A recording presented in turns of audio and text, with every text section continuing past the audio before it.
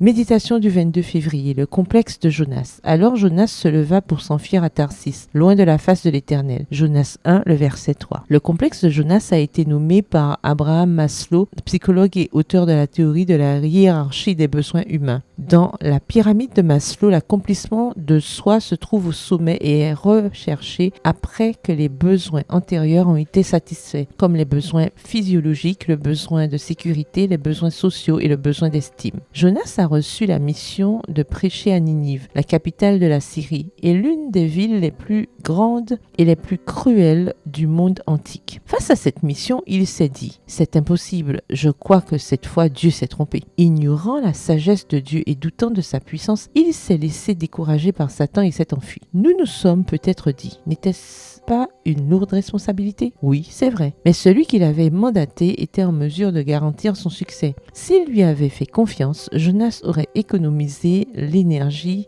dépensée pour la peur, l'échec et l'insécurité. Je ne pense pas que Jonas ait eu le complexe étudié par Maslow, mais sa pyramide devait peut-être contenir le besoin de compter sur Dieu, étape indispensable à la pleine réalisation de soi. Selon Maslow, Jonas est l'archétype de la personne qui craint de se réaliser et qui s'enfuit ou se cache, se sabotant elle-même et renonçant à sa vocation. En fait, Jonas craignait d'être ridiculisé si Dieu pardonnait au peuple et si ses prédictions ne se réalisaient pas. Dieu a donné à Jonas l'occasion de revoir ses médiocres conclusions en envoyant une tempête. Cette tempête avait une raison d'être particulière et Dieu n'a pas voulu le calmer avant l'heure. Les marins mystiques ont tiré au sort et le sort est tombé sur Jonas. Il leur a dit qu'il fuyait Dieu et il a été jeté à la mer. Dieu est resté maître de la situation. Un énorme poisson a avalé Jonas. Après 3 jours et 3 nuits, dans cet environnement sombre et nauséabond, Jonas s'est rendu compte à quel point il était petit. Il avait d'autres leçons à apprendre, mais une chose à la fois. Le poisson a vomi Jonas sur la terre ferme et ce dernier s'est rendu à Ninive. Dieu nous a également confié une mission non négociable. En l'accomplissant, nous avons l'occasion de faire l'expérience de Dieu et des grandes choses qu'il peut accomplir à travers nous. Je ne sais pas quelle est votre mission, mais ne doutez pas